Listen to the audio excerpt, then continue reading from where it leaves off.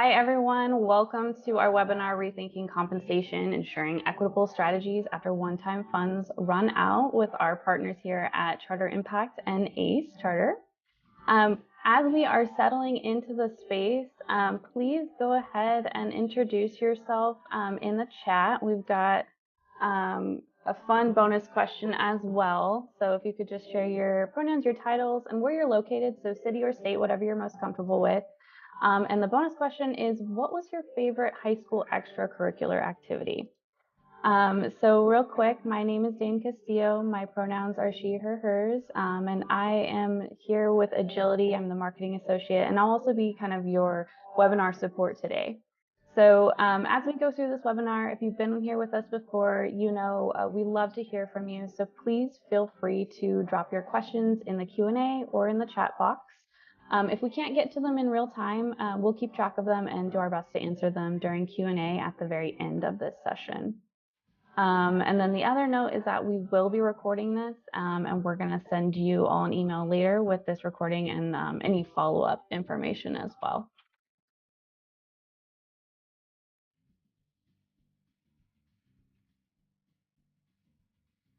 Awesome, seeing more people come in here. Welcome, welcome, welcome. We're excited to share the space with you.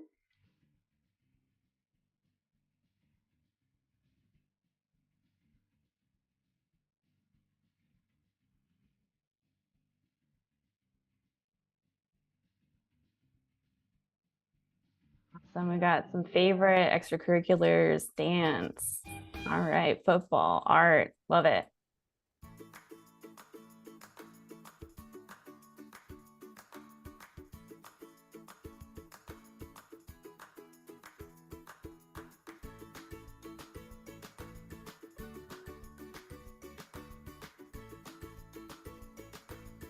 All right, friends, we're going to get started here in just a few moments, but if you are just joining us, please go ahead and introduce yourselves in the chat so we know who you are, where you're from, and your favorite high school extracurricular activity. Love hearing about what everyone's favorite activity was. Listening to music, art, love it. Yeah. I think what we're going to do is we're going to go ahead and get started. And just remember, we are recording this. We will have time for Q&A at the end. But if you do have to hop, just keep an eye out on your email, and we'll send you an email follow-up with the recording and any additional information that we share in this webinar. But yeah, I think I'm going to go ahead and kick it off to Nina to get us started. Thanks, Dane, and thanks so much to everybody who's joined and for sharing in the chat. It's really awesome to see the variety of favorite high school extracurriculars and to know who's on the call and to see the variety of places that people are joining from. And we're excited for today to be really interactive. So please feel free to share your questions in the chat. There will be time, definitely time for Q&A at the end. So we are going to start just by introducing ourselves so you know a little bit about us. So my name is Nina Bhatia, and I come to this work at Agility Consulting having spent my career in education. So I have been a teacher, I've been a founding principal, I've worked as an educational coach, and I've worked in education nonprofits throughout my career. I've also had the privilege of being a coach to Kennedy, who is also going to be one of our panelists today. And so I'd love for him to introduce himself as well. Great, thank you, Nina. My name is Kennedy Ladio, pronouns he, him, his, and I'm the CEO for ACE in San Jose. I've been in the educational space for 22 years and had the privilege of managing schools in California and Massachusetts. And then, hi everyone, I'm Jason Sidmer. I'm Managing Director at Charter Impact, he, him, his as well. And Charter Impact, we are back office financial service provider, primarily with schools in California, as well as a couple of schools in Arizona and Nevada now.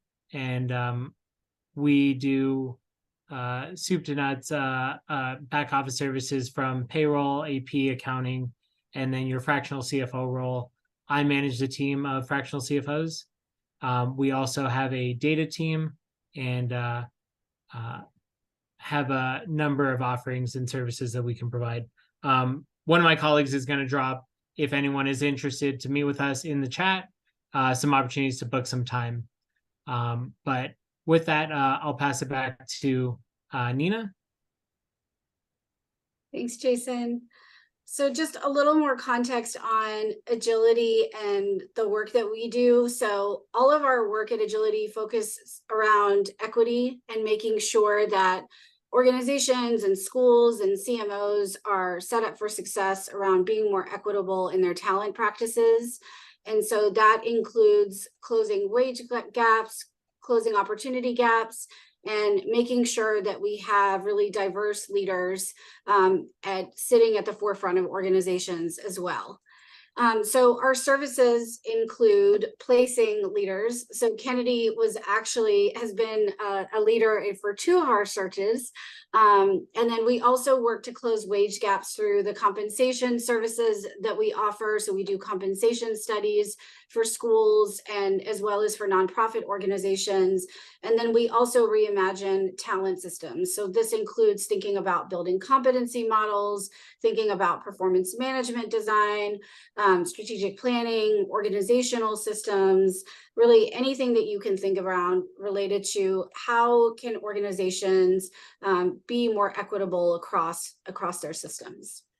And we've supported a number of clients in the education space. So you can see here, this isn't a comprehensive list of every client that we've supported, but just a sample of some of the clients that we've supported. And on our website, you can see a full list.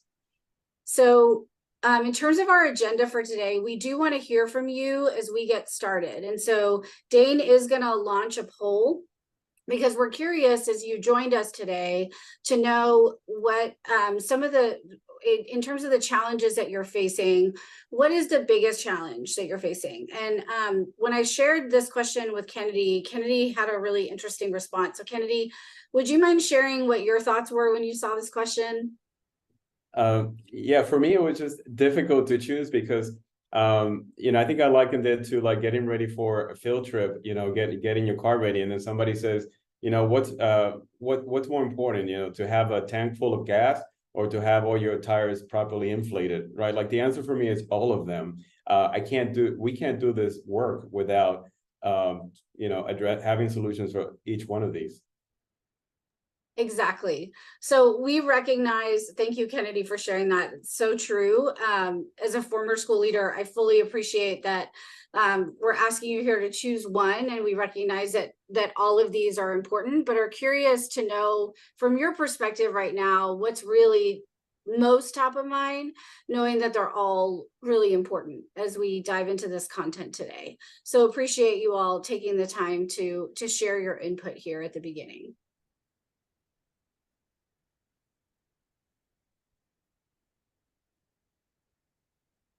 And Dane, have we had a good amount of responses? Do you think we can close and share?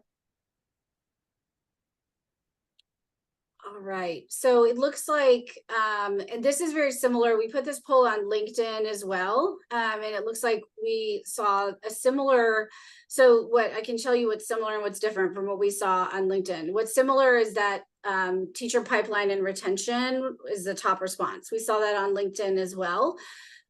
What's a little different here is that budget came in at number 2, and what we saw on LinkedIn was that student enrollment came in second, but again, knowing that those are very much linked, so can appreciate that.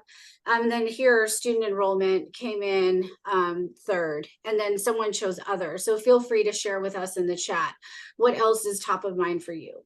So today's session is going to very much cover thinking about teacher pipeline and retention as a challenge and how can you address that, and then also thinking about budget, which a lot of you clearly that's a concern and challenge you're thinking about as well. And so I'm excited to pass it to Jason to share a perspective around given one-time funding sources that are running out, how can schools and CMOs be thinking about budget in this year and in years to come. Thanks, Nina. So Charter Impact, 90% of our business is in California. And looking at everyone introduce themselves in the chat, it does feel like there are quite a few people from California. But I think looking at this holistically for the nation, you may see similar trends in other states. And what we find here for California specifically, but hopefully applicable elsewhere, is 2021 fiscal year, the state gave absolutely no COLA. The pandemic had just hit us and they didn't know what was going to happen. And then you saw the biggest COLA ever in state funding. So the cost of living increase jumped up from 0 to 5%. And then the following year, almost 2.5 times, or more than 2.5 times that, to over 13%. And it's come a little bit back down to reality, but still the second highest all time in California history, 8.22% this current year. But moving forward, we're not going to see that. Moving forward, next year's projected at back to real levels of sub 4%, and looking even further outward, 3.3 or less moving forward. And so if you've been giving these large cost of living increases to your staff and they're going to have this expectation of 5 to 8 to 10% year over year, it's just not the reality. And also doing something like that may be detrimental to your budget in the long term as we continue on here. So just overall, looking at the state budget, last year's state budget, fiscal year 22-23, the approved budget was nearly $308 billion for the state of California. And then when it was proposed for 23-24, it was the first time in the past 6 years that the proposal was less than the prior year. How it actually shook out, because the impending recession hasn't come or is not coming, the approved budget is higher year over year, but just minorly. And so definitely not in line with the actual cost of living increases here. But with the increase or flattening of what next year looks like may actually be a decrease or may continue this flat trend. So you need to stretch your money further. So in California, there were a lot of one-time money dropped in, some of this federal, a lot of it state. So going back to fiscal year 21, you got all of your GEAR and ESSER funding that was added in. And so this is really a timeline for California of nearly $44 billion that was allocated as one-time funds into everyone's budget. And hopefully it hasn't created this reliance or dependency because it does look like the well for the one-time funding is dropping out. And we saw that with this year's budget. If we go to the next slide. So the arts, music, and learning recovery funds, they were approved last year. And this year, the governor, the approved budget actually pulled back $1.8 billion that they had previously approved and given to schools. So they're robbing Peter to pay Paul here. They balanced their budget by taking money they had already given. And so this reliance, if it's going to also be reduced, is going to create a hardship if you are dependent on that money. And additionally, no new one-time money was approved this year. So as you can see on the chart here, just again, reiterating how much in one-time funding. So not just the giant COLA increases, but all this one-time funding being dropped in. And now this current year, one-time funding was actually reduced by 1.7 billion. And so I mentioned earlier, what's happened in the past is in the past, right? But this is sort of your game plan and planning. If you gave reasonable yet higher than normal COLA increases, which is the bottom chart, or the top chart, you actually gave cost of living increases to your staff, which then the increases are in perpetuity. If you're reliant on those one-time funds, once they run out, once you've used them up, your situation could look very dire here in the top chart. Whereas if you gave nice 8% last year, 5% this year, and the below chart is an actual school that is our client, and they're in steady footing to have a surplus maintained even after they've utilized all that one-time funding.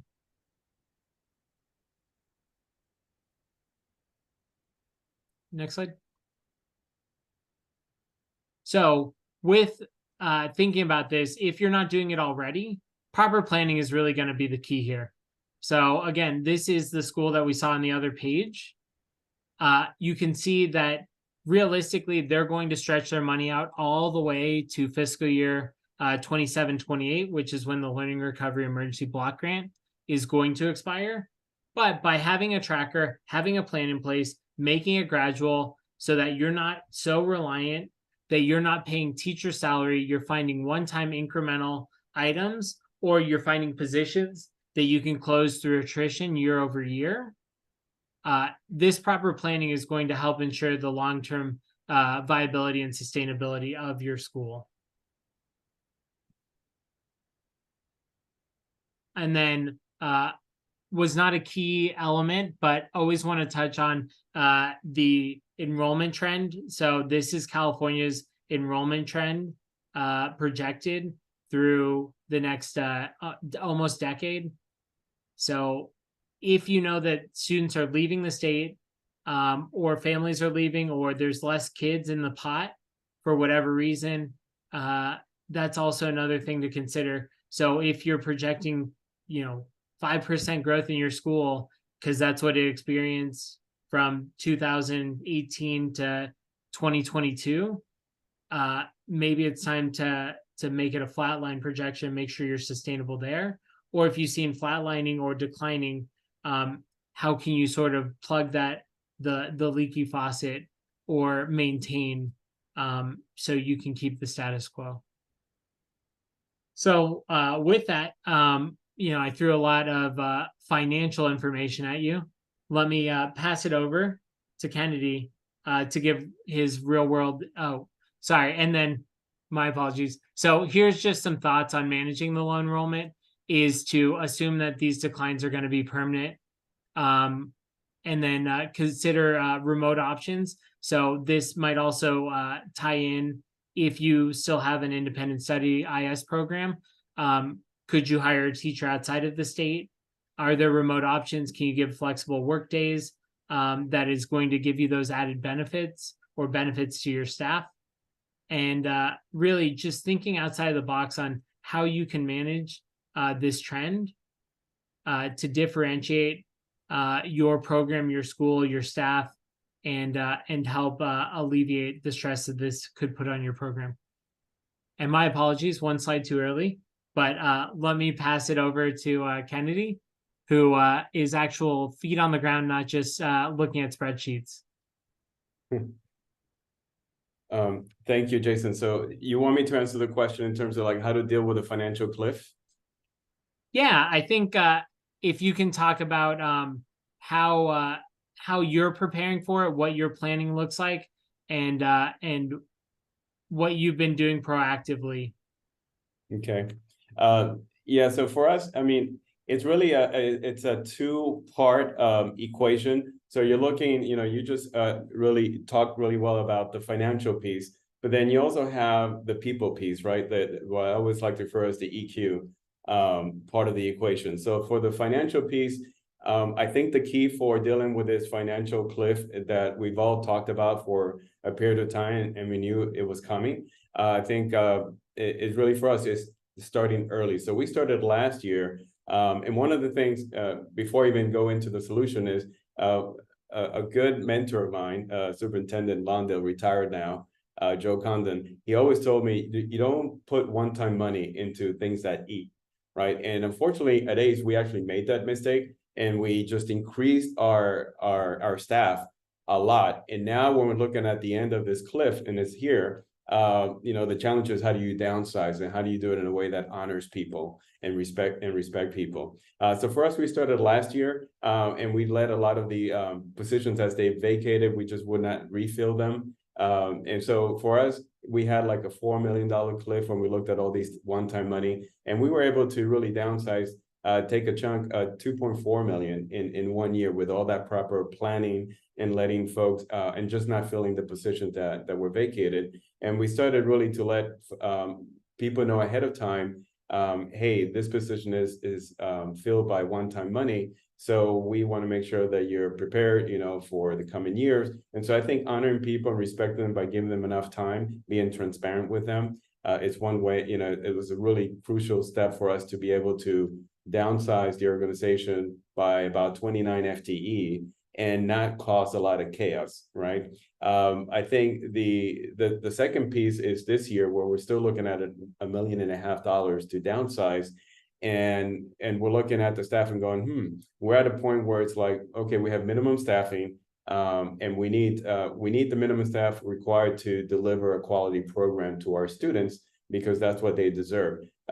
So at that point, then you turn to the other lever, which is enrollment. And as you clearly noted, Jason, enrollment has been sloping downward, not even flat or upwards, right? So for us is we created a community engagement team just to go out there and start building relationships with the community, getting our name out there. There's nothing better than word of mouth, is what we found in Charter. And so that's one piece. But now we also realize, since we have middle schools and high school, that the high school enrollment, so recruiting and doing marketing and getting enrollment from the outside is hard, right? That's difficult. We all know that.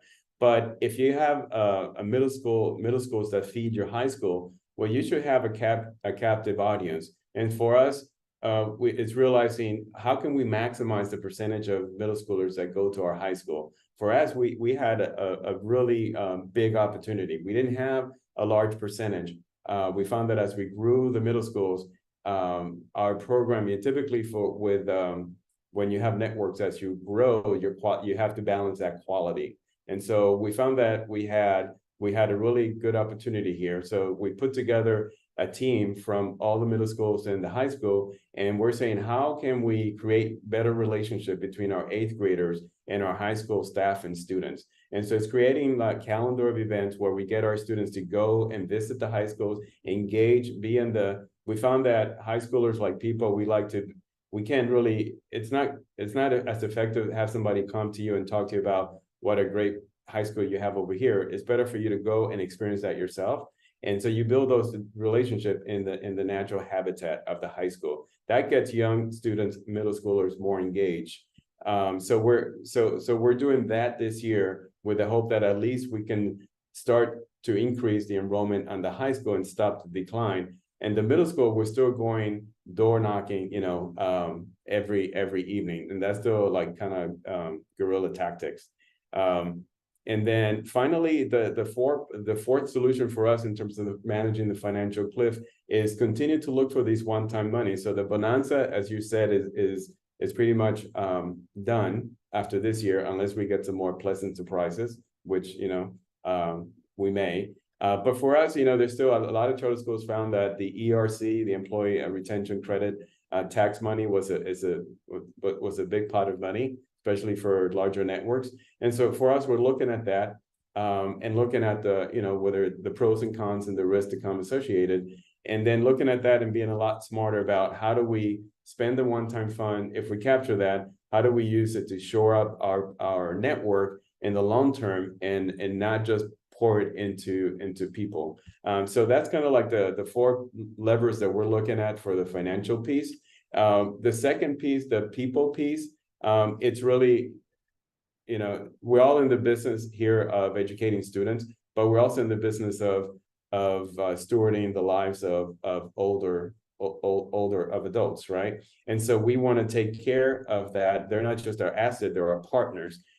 So for us is really the way we manage that is the word transparency. I mean, the bottom line for me is I am very transparent, and there's a risk to that, but I rather deal with the risk of being transparent than the risk of not being transparent. You can't build relationships and credibility and loyalty without being transparent, without being a little bit vulnerable or a lot vulnerable with your staff.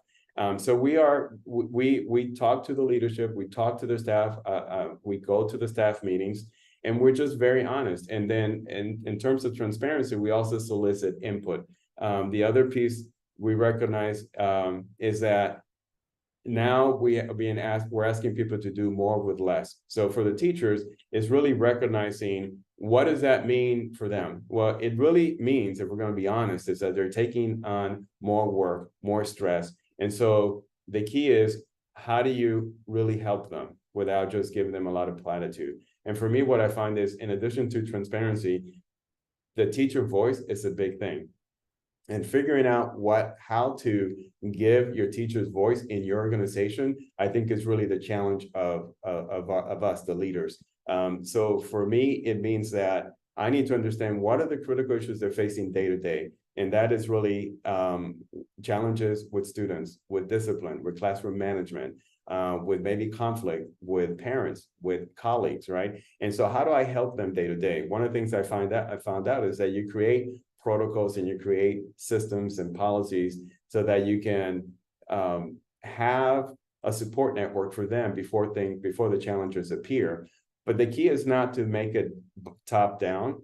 And as I was corrected, one of the teachers did not like that terminology because it implies that somehow the CMO or there's people out there that are on top or better than the schools or the teachers. So it really is more of a circle. So as a team, how do we get the voice of the teachers? So how do we get them in and get their voice in creating solutions for those policies and those procedures, because they know better than anyone else what's needed and what works and what doesn't work. So coming together and going to the staff meetings and spending the time required to really hammer out a solution together is how we find that we honor our teachers and our staff. So for me, again, that's in addition to that, we also make sure that we don't take advantage of our teacher in terms of the passion they have for our students, right? And the educators are here because they're passionate people. And I think that they can easily be taken advantage of. And I think that's a lot of the reasons you have unions, right? And so we make sure that we show up front that respect, that we say, okay, if we're asking you to volunteer, we're not going to ask you to if we're going to ask you to volunteer to do something, it's going to be compensated. So if you're going to work after school, if you're going to be a coach, if you're going to lead a leadership role, we're going to provide a stipend. We're going to ask you what kind of professional development you think you need. So in addition to MTSS and GLAD and SEL, what else do you think you need? And we're going to try to promote, community, working communities, learning communities where teachers are teaching and helping themselves. So I believe that piece, that the second piece, the EQ of the equation, is just as important as finding a long-term solution to the financial cliff or any of the other challenges, whether it be teacher, shortage or student under enrollment. Thank you so much, Kennedy. I know as someone who's been a leader that everything you shared resonated. I am sure that everybody who is on this webinar, that your words resonated so much. And I imagine that folks are going to have follow-up questions for you. And so I'm excited for us to continue to engage in dialogue together. And what you shared is a perfect tee up for some of the strategies that I wanted to share related to this challenge around teacher retention and teacher pipeline. And how do we ensure that we keep our teachers, especially if we know that compensation may be a challenge, especially if we are seeing neighborhood school districts paying really high salaries. What can we do? And Kennedy just hit on one of the most important strategies, which is leveraging voice and leveraging perspective. So one of the things that we do at Agility is we support organizations and schools in developing a compensation philosophy. And whenever we engage in any process, we always center the voices of the people involved in that school or in that organization. And so in building a compensation philosophy, we're going to ground that in your school's values. And we're going to make sure, as we're engaging in that process, that we're centering the voices of your teachers and your staff, so that we make sure we're hearing what's most important to them, what's going to make them be attracted to the organization, and what's going to make them want to stay. What are your people's perspectives on what's keeping them at your school and what may potentially make them want to leave? And how can we embed that in a philosophy that can be used as really a North Star, a guiding light in helping your school to really attract and retain top talent? Because as Kennedy was saying, and this is such a key point of equity, transparency is so important. So the more transparent you can be about a compensation philosophy, or even, we also work with organizations on an overall talent philosophy. So thinking about the entire spectrum across talent as well, even more broader than compensation. The more clear you can be on what your philosophy is and what your values are, and centering the voices of your people in that process, the more likely you are to be clearer on what your retention strategy is going to be as a result. So that's one of the services that we offer as well. In addition to that, another way that you can really center the voices of your people and keep tabs on how to make sure that you're really attracting and retaining your people is by collecting data. So I think about, I know everybody on this call who's involved in schools knows the importance of ongoing assessment. We would never get to the end of the year and to the end of year assessments and just say, okay, good luck, kids. Hope you do well, because we would be keeping tabs throughout the year. We would have done interim assessments. We would have done weekly quizzes. We would have done daily exit tickets to make sure that we're monitoring student performance. But somehow when it comes to thinking about adults and keeping a pulse check on how the adults in our building are doing, we don't necessarily think about keeping a pulse in the same way. So one of the things that we offer at Agility is something we call our talent equity assessment, which what it does is it spans the continuum all the way from how do you attract your team and your staff all the way to how do you reward them. And it, again, gives your staff, your entire team, voice to give you perspective on how they're experiencing your culture. And what are your strengths and what are your pain points? And I think what can be particularly valuable is it will give you the overall picture, but then we will also disaggregate that data for you and show you, are you having any particular challenges across subpopulations, so that you can hone in as needed and make sure that you don't have any unintended inequities that you may not want to be perpetuating.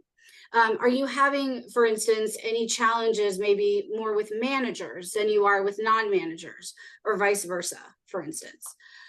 So these are the categories that we assess across. We think about, how are you attracting your team? How are you engaging them and growing them? And then how are you making sure that everyone's being held accountable across the board and rewarding them as well? So this is another way to really think about ensuring that you are keeping your staff by doing pulse checks along the way. And by doing it in survey form, I think it's so important what Kennedy talked about, this EQ piece, and in having conversations, the relationships are really important. But sometimes, and again, as a former leader, I know this firsthand, there are times when if I had gone up to a teacher or staff member and asked for feedback, they wouldn't have said things to me directly, but they would say things on an anonymous survey because they felt safer there. So that can be the benefit sometimes of offering something via a survey, because people will feel a little safer offering the feedback that way. So you'll get a little more of that unfiltered feedback, which can be really valuable data for you as well. Another retention strategy is thinking about how can you build your own pipeline? What are the strategies that you can use? And again, leveraging the wisdom and the resources within the current talent that you have, the current amazing team that you have, to think about how can you continue to build on that team. And I was at a recent charter school conference, and I also heard a really great strategy of how this team with their high school students, they were thinking intentionally of how to grow their own students to graduate their high school, go to college, and then come back and teach, which I thought was another great example of how to build their own pipeline over the longer term. So it's important here to think creatively about what are the strategies and strengths that your school offers, and how can you really build a pipeline and leverage those strengths based on what your charter is specifically offering. And then finally, the last thing to think about here when we consider, the teacher pipeline and teacher retention as a strategy is again, thinking about transparency, is career progression. And how clear are you in outlining for your teachers and your full team what career progression could look like? So one of the things that we offer at Agility is building out a scope of roles with real clarity, consistency, and transparency with what that career pathway can look like. And the importance of this can be is that people can see, okay, wow, if I stay here, what could that career pathway be? And we know that, for instance, for teachers, it can be notorious that, you know, I'm going to be a teacher. This is all I can be. What does my career pathway look like? And I think that's one of the benefits that charters have, is thinking creatively. And again, leveraging the wisdom of your team to say, what would you like it to look like? What could it be? And the wisdom within your team to ask that question and find out what some of the answers could be. What are some of the ways, what are some of the creative ways that potentially teachers could get additional leadership experience where they're not totally going out of the classroom, but potentially they're taking on some additional leadership responsibilities? Is that a possibility? I think there's lots of ways to think about this, to think creatively so that you're really retaining your teachers. And again, not blowing your budget, but giving teachers stretch opportunities as well. So I'm going to pass it to Jason to share a few more ideas related to budget, and then really excited to open it up to Q&A. Thanks, Ina. So, just food for thought here is understanding the true cost of what your actions or if you are giving that 5% raise, what do those numbers really do to impact your budget? Just bring it full circle on how the financial ties into being respectful, thoughtful, and not putting yourself in a situation that's unsustainable. So here is a hypothetical with 25 teachers, all making nearly the California minimum exempt rate. And if you gave that 5% raise, you're adding $100,000. Alternatively, if we go to the next slide, instead of the $100,000 in new expense, could you add another staff member that won't total $100,000, that isn't going to be in perpetuity, that could be closed if there's natural attrition? By doing that, could you offer work from home 1 day a week? Could you think of ways that you can have a larger impact and create a better working environment without it being compensatory? Can we offer professional development? Can we give different titles or different responsibilities that creates a more robust job satisfaction for an individual that you want to reward and recognize? And so having the full frame picture of money isn't the solution to everything. It can make things easier, but when we remove that from the equation, how can we still achieve our same goals? And so with that as a final thought before we sort of dive into Q&As, is a concept I like, which is rocks, pebble, and sand. So going bottom to top here, if you think about your standard funding as your rocks, your rocks should be paid for, or your expenses that are paid for by standard funding are the things that you cannot live without. And your pebbles are the things that you're able to do because of this one-time funding. And the sand is just the nice to haves with anything that you have left over. If you put these into a jar in any order, they may not fit.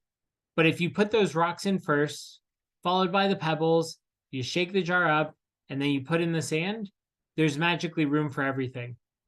I realize that's a simplistic view, maybe unobtainable. Maybe you've already cut all the sand out of your budget. Maybe you're already having issues cutting the pebbles out as your one-time funding is depleted. Maybe you only have rocks left, and that one-time funding is helping to support the rocks, not just the standard funding. But just food for thought to really create that prioritization system, so you understand what are your musts, what are your wants, and what are your true needs. And if you can't meet the true needs, how can you get to a place that is sustainable, so you are hitting at least those bare minimums. With that, pass it back. Thanks, Jason. So we do have a worksheet that you can download. You can scan the QR code here, and thanks. And Dane put a question in the chat, a prompt for you. What is coming up for you? Are there any strategies that you've heard that really resonate?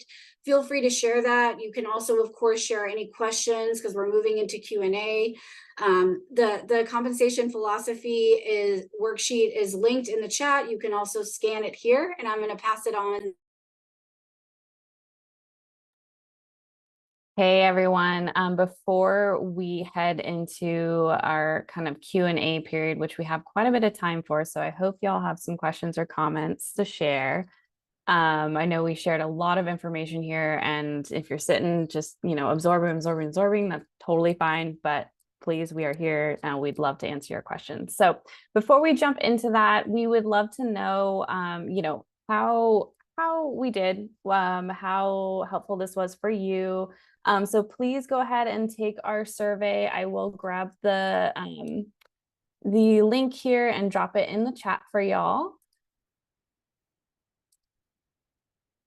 There we go. Or of course you can use your phone and scan the QR code however you'd like.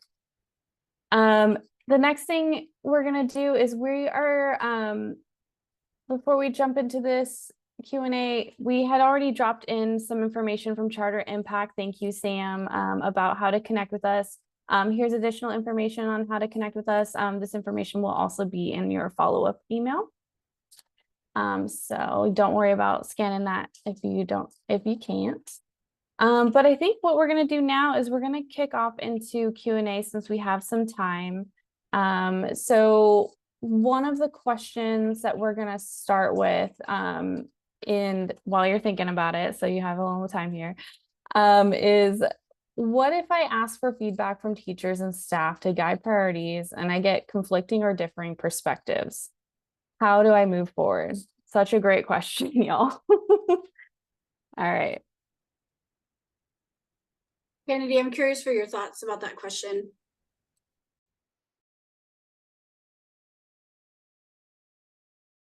Can you hear me?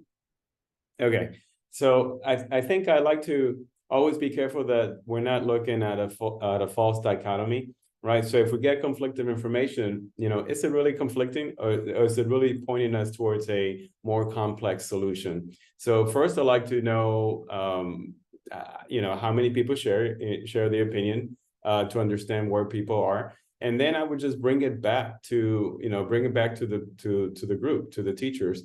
And just get to dig a little deeper, and understand why they appear to be conflicting, and really try to, and if you use that information to come up with a solution that encompasses the different views, I think you're going to come up with a better solution that satisfies the general public more. I love that answer. I would just layer on to one of the things we talk about too at Agility when we talk about equity is beware of the squeaky wheel. So sometimes when we hear feedback, there can be sometimes a voice or a couple of voices that are just really good at making sure their perspective is heard. So you want to make sure if there's conflicting perspectives, that is it really that your team across the board is 50-50, or is it just that there's a faction or a couple of people that are just really good at making their voice heard? So that's the other thing that I would just say from an equity perspective to be mindful of. Yes, and may I add to that? So for me, in addition, is when you listen to that loud voice, you definitely want to make sure that they're not just a loud voice in the room. But those are the voices sometimes that are challenging you. And I find sometimes that it's really easy for me to shut off and say, you know what, they're not in touch with reality. They don't understand the financial implications. They don't understand this or that. But it's really a challenge to me, to the senior administrators, to figure out why do they hold that opinion? It's really uncomfortable. So it's pushing us to go beyond our boundaries. And then sometimes when we dig into that, I find that it helps me or the organization evolve to the higher level, where we're not being constrained by what we think are the financial implications, and we're looking more broader at the human pieces of why they're pushing. So sometimes I really value that loud voice, or the courageous voice, as I like to say it. And sometimes they could be they could be called the rebel rousers and the turbo makers, but it's our job to really listen to them. Love that. Thank you, Kennedy and Nina. We have another kind of follow-up question to that. If you're starting out on surveying your staff, what sort of questions would you ask, and how often would you do the survey?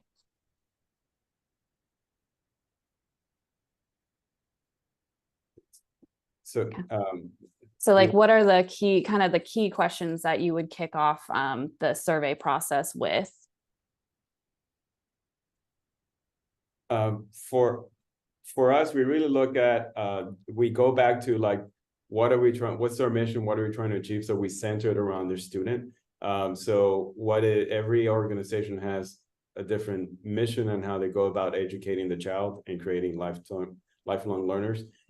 So we try to make sure that we look at every step of that, whether it be in ELA or whatever subject it is, math, science, chemistry. And we try to ask, so we look at that and we try to find out how you think we're serving in these particular areas, how are we doing in the social emotional learning, how are we doing in the building relationship with the students, building relationships with colleagues, with the parents.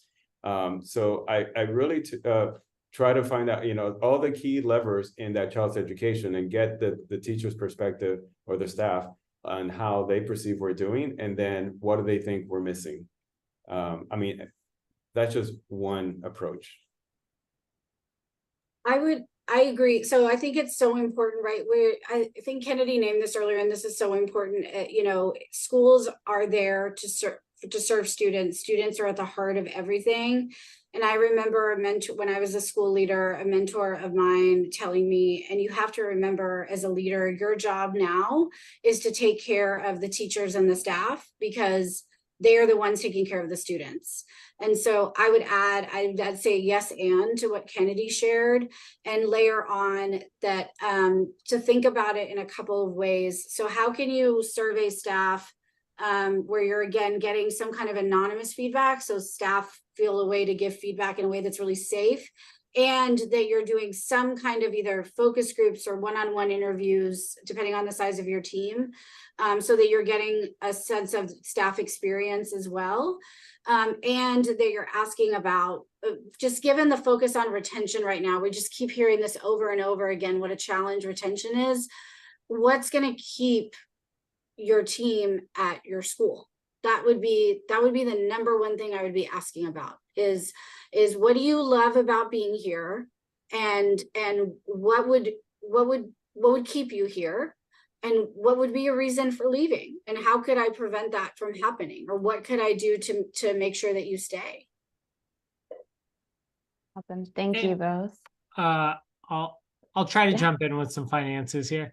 No, and I know that there's an additional question in the chat, so I'll try to address that as well. I think there's an authenticity piece here that's really important.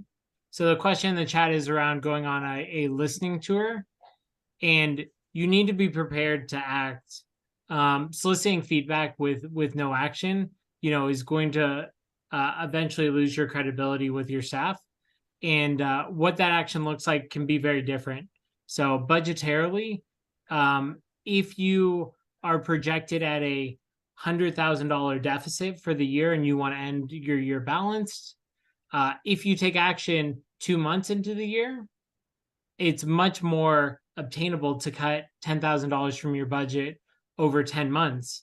If you wait to take action in May, then you've got 2 months. So it's a $50,000 cut in 2 months. And so it just compounds. With that, the listening tour and taking action can be very different. Again, financially focused on my end, but I recently hosted a town hall, or not hosted, but I joined a school's town hall for their back to school and went through their budget, went through what the 8% COLA really means funding wise for that school, and that it can't translate straight into raises because of all the factors that have been discussed earlier, that the one-time funding is dropped out, that when that one-time funding is fully gone, this in perpetuity is unsustainable, that it will actually lead to job loss in the future and might actually cause the school to close if they took that path. And so it's making the hard decisions based on what you're hearing and being authentic with your staff. May I add to that? Jason, yeah, go ahead. Because that is just so key what you just said in terms of making sure that you go around and the authenticity piece. So part of what I like to do is make sure that we sort the results, because you're going to get a lot of results. You go back to them and you ask the staff, please help me sort. There's a gazillion things for us to address. Help me sort them out. So you get agreement. It's not you saying this is what we think the top one are, right? It's the staff saying this is what we think is the most important, and then you communicate a timeline and a process on how you're going to go about creating a solution and who you're going to involve, because it's not top down, bottom up. It's together as a team, so they understand what role they're going to play and when, and then you follow through. Because I think a lot of times we go on the listening tours, we get overwhelmed with everything coming at us, and then we selectively deliver pieces, and sometimes we don't even go back to the original audience. We may do it through email or other venues, but it's going back to those staff meetings and having that, that town hall feeling where you're going back and saying, this is what you guys said, this is how we worked it out, and here it is. That is how. So I really appreciate you saying, highlighting that, Jason.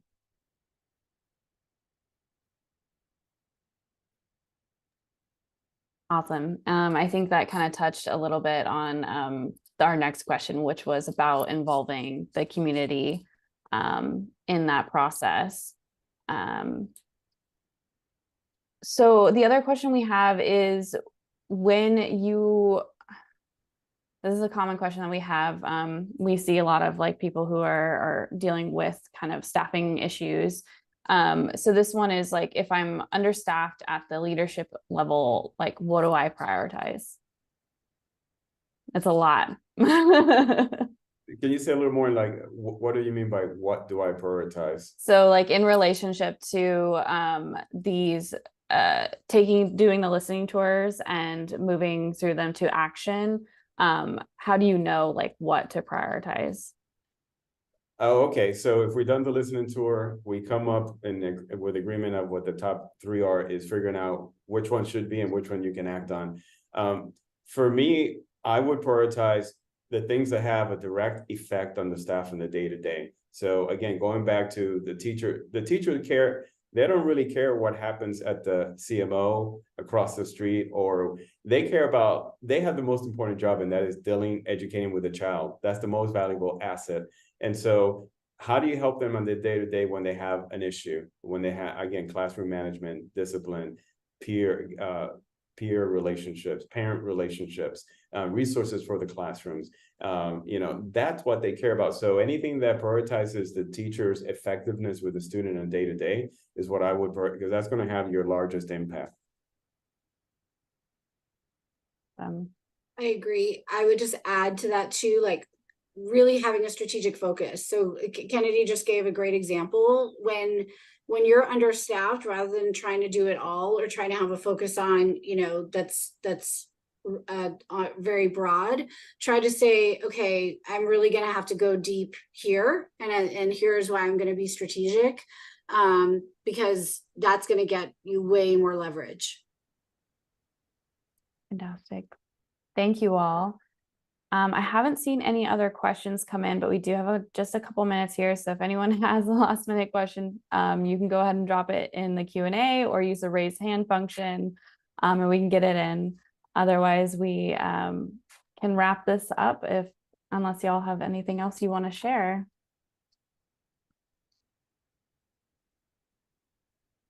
Well, I just want to say thank you for the folks that logged in, because this is a time where the community, our Black and brown children, need us the most. And the fact that you're going out there, the fact that you acknowledge that we don't have the answer in not any one of us, but collectively we can help each other figure out the answer. And so, you know, going out and reaching out to webinars and other ways to increase your knowledge or your network is commendable, because this, you know, we're going to be successful together, not operating in islands. So thank you. Yeah, absolutely. The power of community on this one.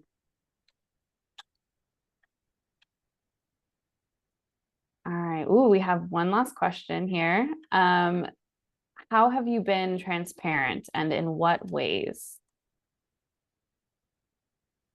What for me, I would say the way I've been transparent is really going into an organization and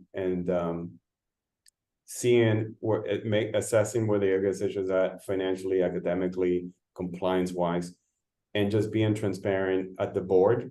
So the first thing I do is I bring in the board and I am completely transparent. So the good, the bad, and the ugly, and especially the ugly, and let them know, but not just opinions, but with facts. So go in, do the research, do a little bit of history, because folks don't want to be told just you know, what's good and bad, but also the why, and they want to have some data behind it. So I like to go historically, how long, you know, go back 9-10 years if you have that kind of history of academics, of finances, and then come up and assume best intentions. And then when you see the blips and the oops, you try to support that with, you know, with best intentions. Don't assume that at that time that decision might have been the right decision, and when everything's going good. And now no one could foresee the pandemic, could foresee the you know, the mental wellness issues that we're facing now. So the decisions of the past may not have been the best now in this environment.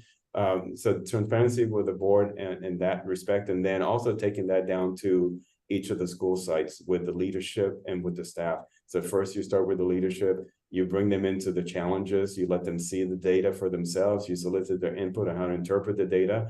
And then you make sure that the teachers, you know, staff meetings, that you are very transparent. So I take a lot of risk and I share a lot. And sometimes folks are like, you sure you want to share that? You're going to create panic, you're going to create chaos. I find that it doesn't happen that way, that those are false fears. What I end up doing is respecting people, treating teachers as equals, assuming the right thing, which is that they have the capacity to take good and bad information and react to it, and that they appreciate somebody coming to them with a fresh perspective of, there's no spin here, this is where we are and how we're going to figure this out together, because there are no superheroes here. We're all together in this together, and we're going to figure out a solution as a team. Otherwise, we're not going to make the progress that we need to make for our students. So always being loyal to the student, making sure decisions are filtered through what benefits the student and the staff first, and then just not being afraid to share, to be transparent and share bad news with your staff and your board and your administrators. Beautiful. Thank you so much, Kennedy. All right, y'all, I think we are at time. So thank you again for joining us today. And thank you to our wonderful presenters, Nina, Kennedy, and Jason. We just really appreciate all of your expertise on this. Keep an eye out on your emails, because we are going to go ahead and send up a follow-up email with all of this information in it, and ways to connect with Nina and Jason as well. So thank you all so much, and have a wonderful rest of your day. Thank you. Thanks, everyone. Bye-bye.